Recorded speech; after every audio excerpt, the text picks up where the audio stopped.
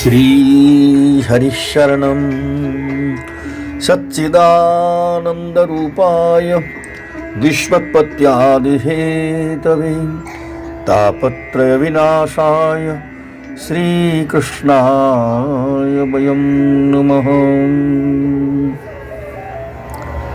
यं प्रव्रजन्तमनुपेतमपेतकृत्यं द्वैपायनो विरहकातराजुहाव पुत्रेति तन्मयतया तरवोऽभिनेदुः तं सर्वभूतहृदयं मुनिमानतोऽस्मि। ॐ नमो भगवते वासुदेवाय।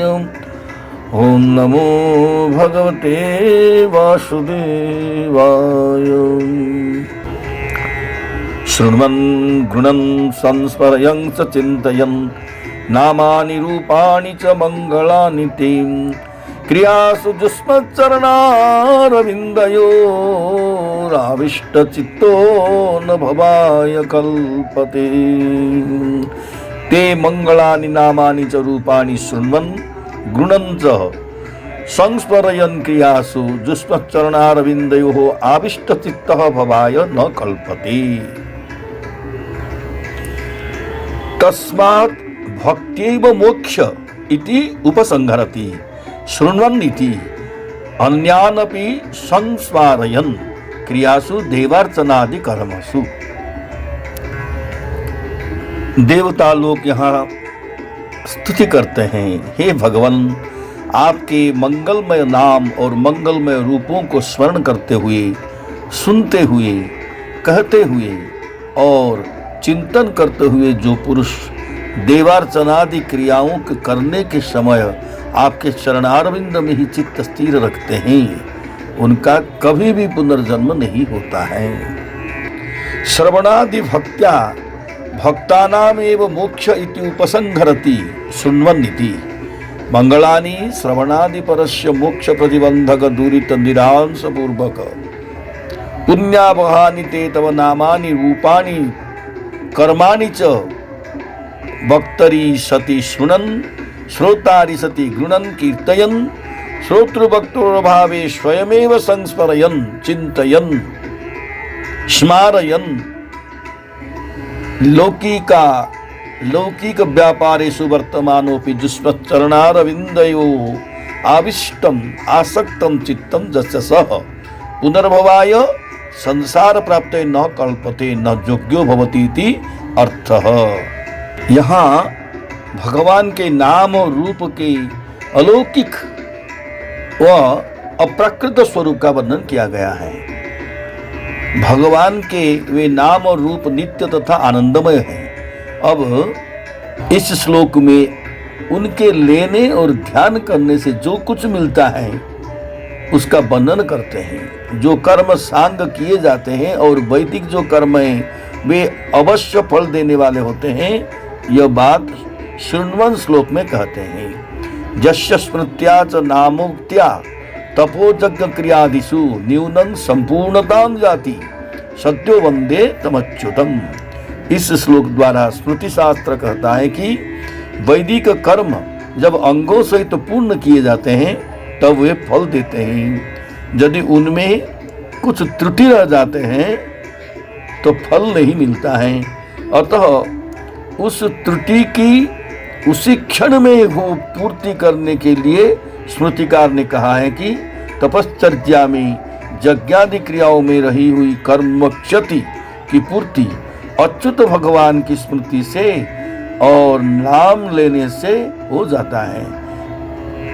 मैं उस अच्युत भगवान को वंदन करता हूँ।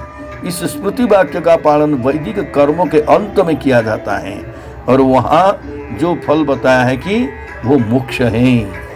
यदि और भक्तजन भगवान के नामों का उच्चारण करते हैं तथा उनके गुण व रूपों का कीर्तन करते हैं तो उनको सुनकर जो श्रवण करने वाले स्वयं भी उसी भांति बोलते हैं और स्मरण करते हैं तो वह स्मरण भी अतिशय एकाग्रता से करना चाहिए।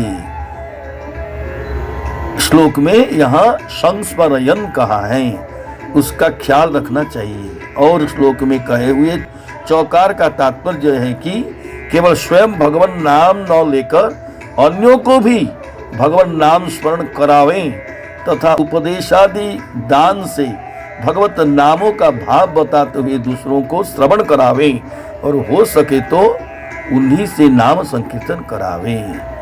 प्रापंचिक पदार्थों के स्मरण से चित्त को रोककर बार बार नाम लेना, नाम का जप करना ध्यान है।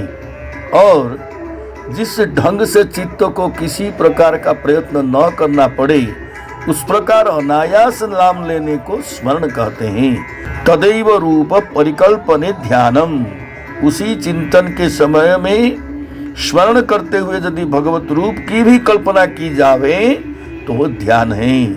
इस श्लोक में दूसरे च का यह तात्पर्य है कि यदि भगवान से संबंध रखने वाले अन्य विषयों का श्रवण किया जाए तो उनसे भी फल सिद्धि होती है। यदि फल प्राप्ति की भावना रही और फल सिद्धि न हुई तो क्या फल प्राप्ति के लिए कोई दूसरा उपाय करना चाहिए? ऐसी शंका का अवसर ही नहीं है, क्योंकि भगवान के नाम रूप और गुण तथा भगवत संबंध वाले भगवान के सब पदार्थ मंगल रूप हैं। अतः वे सब मंगल रूप है तो सिद्धि की प्राप्ति में प्रतिबंध हो ही नहीं सकता है, क्योंकि आपकी यज्ञादि भगवत सेवादि अथवा लौकिक जैसी क्रियाएं सब मंगल रूप होने से बिना प्रतिबंध के सिद्धि देने वाली हैं। जिसका चित्त आपके श्री चरणारविंद में संपूर्ण प्रविष्ट हो चुका है वह कदापि संसार में नहीं आता है, क्योंकि वह भक्त मुक्त हो जाता है और संसार में वही आएगा जिसमें दोष रहे हो।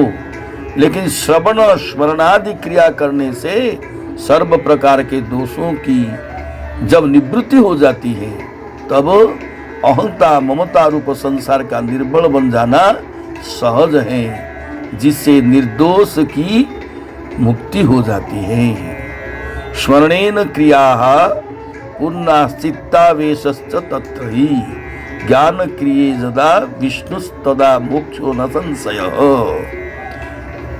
भगवान के स्मरण से सर्व क्रियाओं में पूर्णता आती है और भगवान में चित्त का प्रवेश हो जाता है।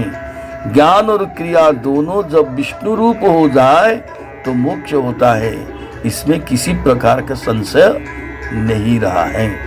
यद्यपि यहाँ केवल स्मरण का उल्लेख है, किंतु इस स्मरण शब्द से श्रवण, स्मरण, चिंतन और कीर्तन इन चारों समझने चाहिए, क्योंकि इन चारों प्रकार से भगवत चिंतन आदि करने से भक्त के हृदय में क्रियात्मक भगवान का आविर्भाव होता है। हृदय में क्रियारूप भगवान का आविर्भाव होने के कारण इसका फलस्वरूप उस भक्त का चित्त भगवान के चरणारविंद में प्रविष्ट होता है। भगवत चरण में चित्त प्रविष्ट होने से ज्ञान शक्ति रूप भगवान का भी हृदय में आविर्भाव होगा। इस रीति से जब भक्त की क्रिया तथा ज्ञान शक्ति विष्णुमय बन जाएगी तब मोक्ष होता है, इसमें संशय का अवसर नहीं है। जय श्री कृष्ण। श्री कृष्ण गोविंद हरे मुरारी, हे नाथ नारायण वासुदेव। ओम नमो भगवते वासुदेवाय। ओम नमो भगवते वासुदेवाय।